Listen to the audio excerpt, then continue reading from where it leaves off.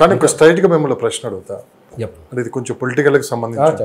Political మాట్లాడాలి. అంటే అమరావతి అనేది ఒక రాజకీయ పరంగా కొంత చర్చ అయితే నడిచింది. అది కేవలం రియల్ ఎస్టేట్ ఒక సంస్థగా తయారైపోయింది అమరావతి అని చెప్పి దానికి ఒక ముద్ర అయితే వేశారు. కానీ మొత్తం ఆ ముద్ర వేయటం వల్ల లబ్ధి పొందింది ఎవరు, నష్టపోయింది ఎవరంటే మీరేం చెప్తారు? కేవలం అంటే వీళ్ళందరూ అనుకుంటున్నారు రైతులు పొలాలు ఇచ్చారు, కేవలం రియల్ ఎస్టేట్ బిజినెస్ చేస్తున్నారని చెప్పి కూడా ఆనాడు ఎవరైతే ఉన్నారో గత ప్రభుత్వంలో పెద్ద ఎత్తున రైతుల మీద తీవ్రమైన అపవాదాలు నింపటం, సో వాళ్ళని కొంచెం ఇబ్బందులకు గురి చేయడం కూడా జరిగింది. కేవలం అమరావతి అంటే రియల్ ఎస్టేటేనా? యాక్చువల్గా అమరావతి అంటే రియల్ ఎస్టేట్ కాదండి, జనాలు చేయటం చేస్తున్నారు అట్లాగే. రియల్ ఎస్టేట్ అనేది ఏంటంటే ఎక్కడైతే హైప్ వస్తుందో, నేను చెప్తాను. ఇంకోటి ఏంటంటే ఇక్కడ కూడా చెప్తాను, ఇప్పుడు అమరావతిలో కూడా ఇన్వెస్ట్మెంట్స్ ఏంటంటే చూసి చేయాలా. ఏమాత్రం జాగ్రత్త లేకపోతే చేసినా కానీ మన నియోపోలిస్లో ఎట్లాగా హైప్ సూపర్ నేచురల్గా వెళ్తుందో ఆ స్టేజ్కి వెళ్ళకూడదు ఎప్పుడు చూసి చేసుకోవాలా. ఇందులో అమరావతి గురించి వచ్చేలాకి అమరావతి అసలు అమరావతిని ఎందుకు ఎన్నుకున్నారని చూసేలాకి ఏంటంటే అది సెంటర్ పాయింట్. యాక్చువల్గా మనకి కోస్టల్ ఏరియాస్ మొత్తం చూసుకుంటే విజయనగరం కావచ్చు, ఇటు అనంతపురం నుంచి అది మధ్యలో ఉంటుంది. అంటే ఒక సెంటర్ పాయింట్. అది కాకంటే అమరావతి 2 డిస్ట్రిక్ట్ లేదు, కృష్ణా డిస్ట్రిక్ట్, గుంటూరు డిస్ట్రిక్ట్ మధ్యన ఉండటం వల్ల ఇది ఆల్రెడీ మంచి డెవలపింగ్ సిటీస్ అనమాట. వాటర్ ప్రాబ్లం ఉండదు, కృష్ణా నది పక్కన. ఎందుకంటే డెవలప్మెంట్ ఎప్పుడు ఏంటంటే ఒక క్యాపిటల్గా ఉండాలి, మంచి నీళ్ళు ఉండాలి, వాటర్ ఉండాలి, తాగునీరు, మళ్ళీ కరెంటు, విద్యుత్ ఉండాలా, మంచి రహదారుల నెట్వర్క్ ఉండాలా. ఆ విధంగా చూసుకొని ఆ ప్రదేశాన్ని సెలెక్ట్ చేయడం జరిగింది. కాకపోతే ఏంటంటే అక్కడ ఒక చిన్న అక్కడ 3 పంటలు పండించే ల్యాండ్ అది. కానీ ఏంటంటే 3 పంటలు పండించే ల్యాండ్ కూడా ఏంటంటే అక్కడ నేను ఈ విషయాన్ని మళ్ళీ ఇంకోసారి కూడా చెప్తాను. ఎందుకంటే ఇక్కడ ఇండస్ట్రీస్ కాకుండా ఇక్కడ ఏంటంటే ఓన్లీ అడ్మినిస్ట్రేటివ్గా పరంగా చూసుకొని ఇండస్ట్రీస్ కొన్ని సూటబుల్ లొకేషన్స్ ఉన్నాయి. లైక్ వినకొండ, రాయలసీమ ప్రాంతంలో అనంతపూరు, కర్నూలు, ఇట్లాగా కొన్ని ప్రాంతాల్లో ఉన్నాయి అన్నమాట. ఇండస్ట్రీస్ అక్కడ డెవలప్ చేసుకుంటూ ఇక్కడ ఏంటంటే పరిపాలనా సౌలభ్యం కోసం ఏమేమి కావాలో జ్యుడిషియరీ కానీ, విద్య కానీ, ఎడ్యుకేషన్ కానీ, అంటే పర్యావరణాన్ని కాపాడుకుంటూ అభివృద్ధి చేయడానికి అక్కడ. అందుకని ఇందాక చెప్పాను ఒక దాంట్లో కూడా గ్రామీణ ఆర్థిక వ్యవస్థ డెవలప్ చేసుకోవటం అనేది అది ఏంటంటే పర్యావరణానికి సంబంధించిందనమాట. ఇది వాతావరణాన్ని ఎఫెక్ట్ చేయకుండా, అంటే పొల్యూషన్ లేకుండా, పొల్యూషన్ ఇండస్ట్రీస్ రాకుండా, అంటే అటువంటి ఇండస్ట్రీస్ ఎక్కడా కానీ అమరావతి కానీ ఆ ప్రాంతం అంటే గ్రీనరీని డిస్టర్బ్ చేయకుండా అభివృద్ధి చేయగలిగిన ప్రాంతం అది. అదేవిధంగా చేస్తారని కూడా మనం ఆశిద్దాం. ఎందుకంటే ఇండస్ట్రీసే డెవలప్ చేయాలంటే ఇది ఎప్పుడు ఇండస్ట్రీస్ ఎక్కువ వస్తూ ఉండే, కొన్ని ఇండస్ట్రీస్ పొల్యూషన్ ఉండవు. Like food processing industries, dairy industries, animal husbandry, ఇవన్నీ అంటే గ్రామాలని ఆర్థికంగా బాగా డెవలప్ చేస్తుంది. అంటే ఆర్థిక వ్యవస్థ బాగా పటిష్టంగా ఉంటుంది. కానీ పొల్యూషన్ ఉండదు. పొల్యూషన్ ఉండే కంపెనీస్ మీరు చూసుకుంటే అంటే ఫార్మా కంపెనీస్, కెమికల్ కంపెనీస్, ఇటువంటివి అనమాట. ఎక్కువ మ్యానుఫ్యాక్చరింగ్. అంటే దీనికి తగ్గట్టుగా ఆంధ్రప్రదేశ్కి తగ్గట్టుగా అమరావతికి కూడా తగ్గట్టు కొన్ని ఇండస్ట్రీస్ ఉన్నాయి. అవి కొన్ని అవాయిడ్ చేయగలిగితే అది చాలా బెస్ట్ అనమాట. అంటే ఉంది నెగిటివ్గా, ఇది 3 పంటలు పండించే ల్యాండ్ అంత అవసరమా?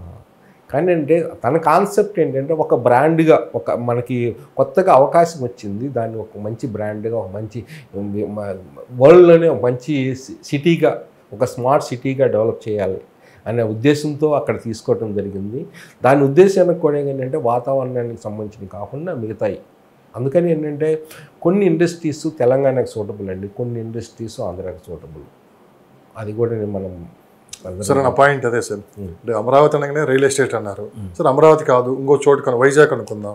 మరి వైజాగ్లో ఏం జరుగుతుంది? రియల్ ఎస్టేట్ ఏం జరుగుతుంది? ఎక్కడేనండి చూడండి, అభివృద్ధి అనేది ఎప్పుడైతే ఉంటుందో రియల్ ఎస్టేట్ వస్తుంది. 100%. రియల్ ఎస్టేట్తోనే అభివృద్ధి కూడా ఉంటుంది ఒకసారి. ఇప్పుడు హైదరాబాద్ ఇప్పుడు చూడండి, హైదరాబాద్లో కూడా అండి ఎక్కడికి వెళ్ళినా కానీ రేట్స్ ఎట్లా ఉండే మనం చూసాము. అంతకుముందు కూడా కామెంట్స్ కూడా వచ్చింది. హైదరాబాద్లో తెలంగాణ ఏరియా 1 ఎకరం అమ్మితే ఆంధ్రాకి వెళ్ళి 10 ఎకరాలు కొనవచ్చు.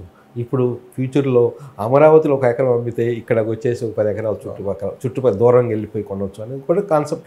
అంటే ఈరోజు ఎడ్ల బండి రేపు ఓడలు రావచ్చు, రేపు ఓడలు ఈరోజు ఎడ్ల బండి కూడా అంటే మారుతూ ఉంటుంది. పరిస్థితులు ఏంటంటే వచ్చే లీడర్ని బట్టేసేసి మనం చూసే దృక్పథాన్ని బట్టి మైండ్ సెట్ని కూడా ఉంటుంది. ఇప్పుడు అమరావతి ఎందుకే అంటే ఇప్పుడు మన జగన్ గారు చేశారు, అదే అమరావతి కాదు, అటు వైజాగ్ని, కర్నూలుని, ఇక్కడ ఇది ఇట్లా ఈ మూడింటిని క్యాపిటల్ పెట్టి ఏమైందండి, అది అట్టర్ ఫెయిల్యూర్. ఎన్నో రావాల్సిన కేంద్ర సంస్థలు ఇంతవరకు కూడా రాలేదు. ఒక స్టేట్కి కావాల్సిన అన్ని బ్యాంక్స్ పరంగా కానీ, ఇన్సూరెన్స్ కంపెనీస్ కానీ, ఆర్బీఐ కానీ అన్ని హెడ్ క్వార్టర్స్ ప్రతి స్టేట్లో ఉండాలన్నమాట, వాటి యొక్క బ్రాంచెస్. అవి ఇప్పుడు కూడా ఫుల్ఫిల్ అవ్వలేదు. కారణం ఏంటంటే క్యాపిటల్ ఏది, మొన్నటి వరకు ఆంధ్ర క్యాపిటల్ ఏది అంటే ఒక్క ప్లేస్ అనేది నిర్ణయించలేకపోయారన్నమాట. ఈరోజు అనేది ఒకటండి, రైట్ రాంగ్, ఎక్కువ పాజిటివ్సే ఉండేవి కానీ అమరావతి సెలెక్ట్ చేయడంలో నెగటివ్స్ కన్నా డెఫినెట్గా ఆంధ్రప్రదేశ్లో మళ్ళీ ముఖ్యంగా అమరావతి ఫ్యూచర్లో మంచి రిటర్న్స్, అద్భుతంగా డెవలప్మెంట్ ఉంటుంది. ఆ డెవలప్మెంట్తో పాటు రిటర్న్స్ కూడా ఉండదు. ఈ సందర్భంగా మనం రైతుల గురించి కూడా మాట్లాడుకోవాలి సార్. ఎందుకంటే 1640 రోజుల సుదీర్ఘ పోరాటం, ఇది ప్రపంచ చరిత్రలోనే అత్యంత సుదీర్ఘ పోరాటం అనొచ్చు.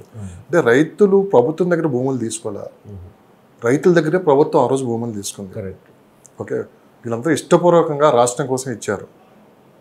తర్వాత ఇందుట్లో కొంత వాళ్ళు ఇచ్చిన ఎకరంలో ఒక 1000 గజాలేమో మళ్ళీ ప్రభుత్వం వెళ్ళి ఇచ్చింది, 1200 గజాలు. ఇక్కడ రైతులు చేసిన తప్పేంటండి?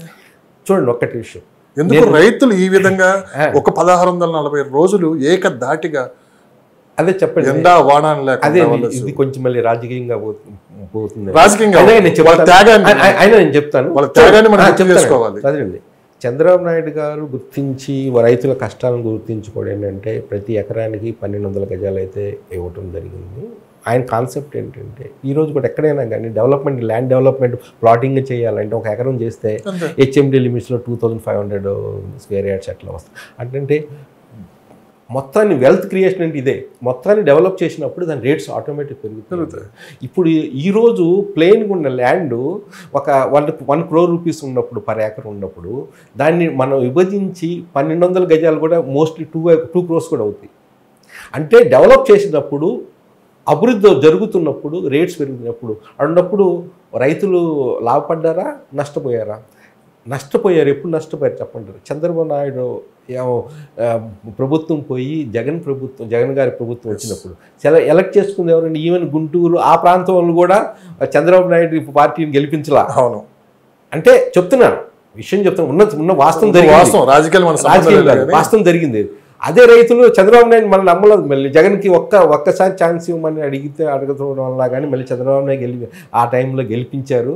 అప్పుడు దాన్ని ఒక పర్యవసానం అనుభవించారని చెప్పొచ్చు. కానీ ఎట్టకేళ్ళకైనా కానీ ఈరోజు వాళ్ళు సంతృప్తిగా ఒక మంచి స్టేజ్లో ఉన్నారని చెప్పొచ్చు. కష్టపడ్డారు, వాళ్ళ కష్టాన్ని రిజల్ట్సే ఈరోజు చంద్రబాబుని గెలిపించటం వలన ఈరోజు అంతకుముందు మొన్నటి వరకు 10,000 గజి ఉన్నదల్లా ఈరోజు 40,000 గజి ఉన్నదంటే 4 times రేట్లు పెరుగుతుంది. చాలా చోట్ల, కొన్ని చోట్ల ఇంకా 3 times పెరగొచ్చుకుంటారు. కానీ కొన్ని ఎక్కువ చోట్ల కూడా ఏంటంటే 4 times పెరిగింది. అంటే లాభపడ్డారు, కష్టపడ్డారు వాళ్ళు.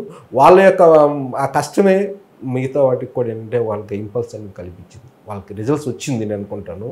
వాళ్ళకి కష్టం ఇంట్లో ఆడవాళ్ళు కూడా సైతం వచ్చేసి సాక్రిఫై చేసి ఇంటి వండటం తినటం సరిగ్గా కూడా. అమరావతి ఉన్నంతకాలం ఈ రైతుల త్యాగాలు ఖచ్చితంగా గుర్తుండిపోతాయి. చరిత్రలో ఇది ఒక సువర్ణ అధ్యాయం అనుకుంటుంది. రీసెంట్గా కూడా ఏంటంటే ఇప్పుడు మామూలుగా సీడ్ యాక్సెస్ రోడ్లో కూడా కొంత పొలాలు కావాలి అంటే దానికి కూడా వాళ్ళు అంగీకరించి ఇప్పుడు పొలం కొంత ల్యాండ్స్ ఇవ్వటం జరిగింది. అంటే ఎప్పుడైనా కానీ అంటే వాళ్ళ యొక్క లాంగ్ సైటెడ్ విజన్ ఒకటి అభివృద్ధి చెందిద్ది. ఇంకోటి ఏంటంటే చంద్రబాబు మీద నమ్మకం. వాళ్ళకు కూడా ఏంటంటే మన రాష్ట్రాన్ని అభివృద్ధి చెందాలా, మనకు కొంచెం ఈరోజు నష్టపడినా కానీ అన్న కాన్సెప్ట్లో తీసుకొచ్చారు. వాళ్ళ యొక్క సాక్రిఫైసే ఈరోజు మన చంద్రబాబు నాయుడు గారు రావటం, అభివృద్ధి కూడా అట్లా ఉండటం, రేట్లు కూడా పెరగటం, అందుట్లో డోకాయే లేదు.